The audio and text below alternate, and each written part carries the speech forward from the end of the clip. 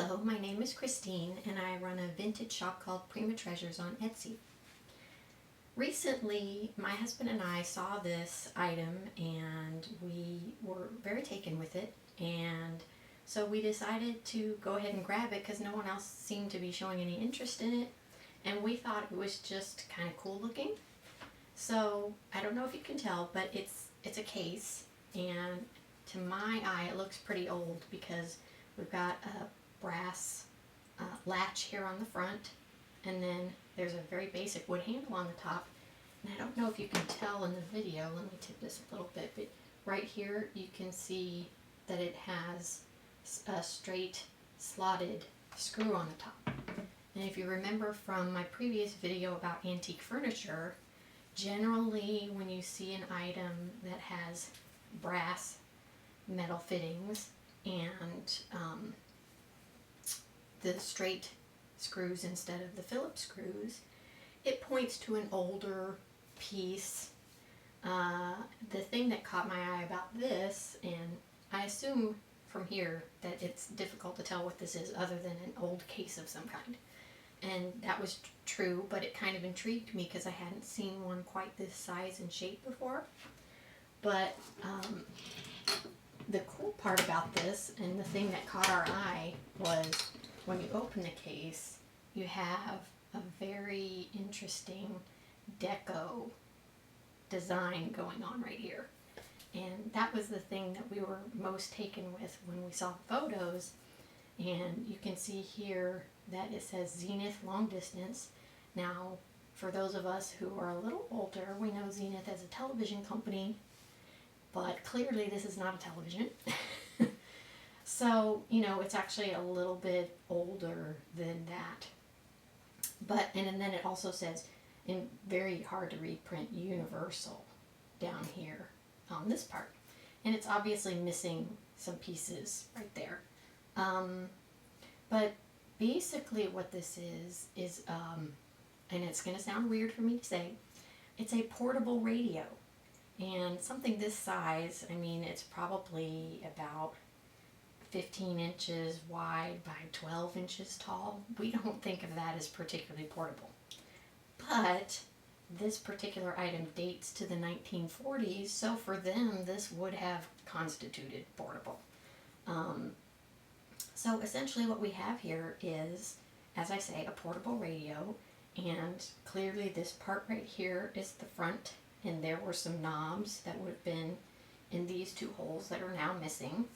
But you've got a cool handle to carry it around, and you've got what I assume is like a leather covered case to hold it. And this is probably like the speaker apparatus here. There is also in the lid, I think it's probably a little hard to see, but let me tilt up a bit and see if you can get that. There's like a Z embedded on that lid.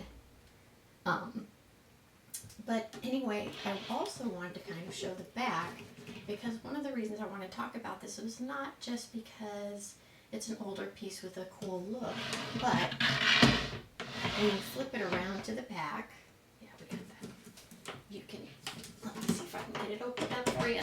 Okay, I'm going to take a little more out than I thought. There we go. You can see more easily that it is a radio, but it's also empty.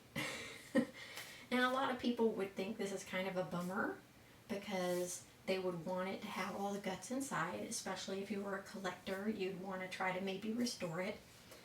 But for the average person, having the old guts inside is probably more of a problem than a benefit.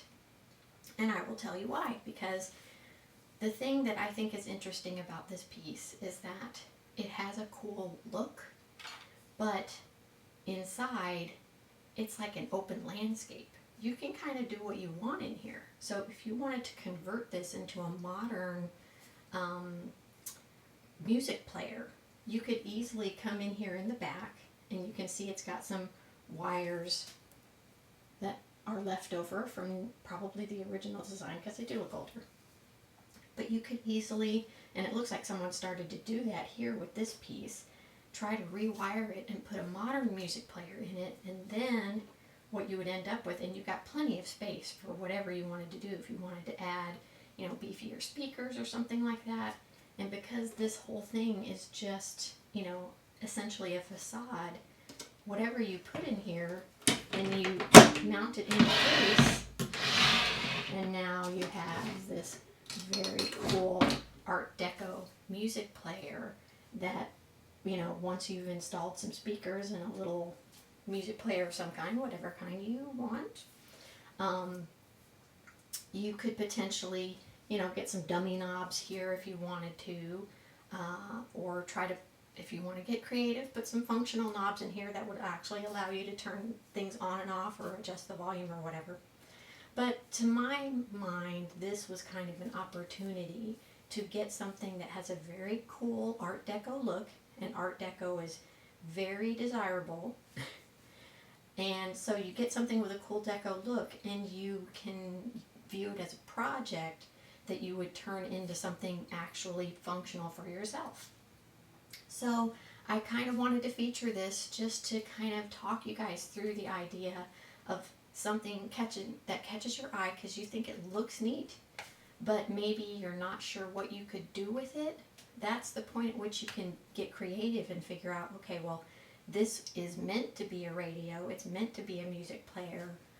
What could I do to actually bring it into the millennium and make it a functional music player for me?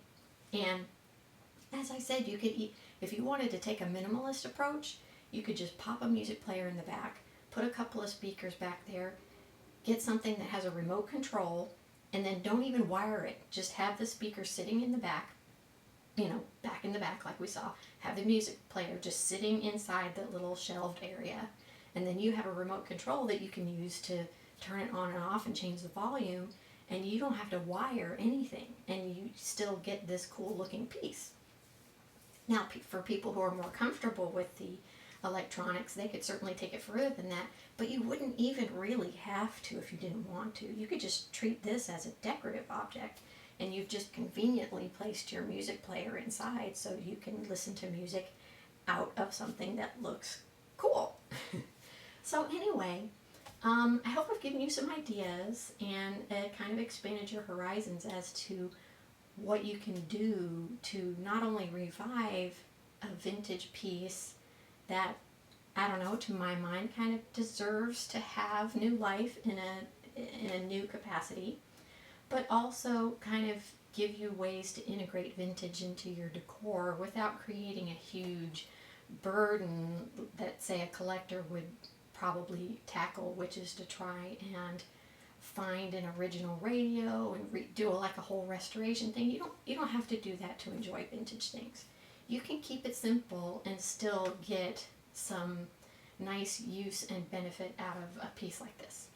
So anyway, I thank you for watching, and I hope you learned something.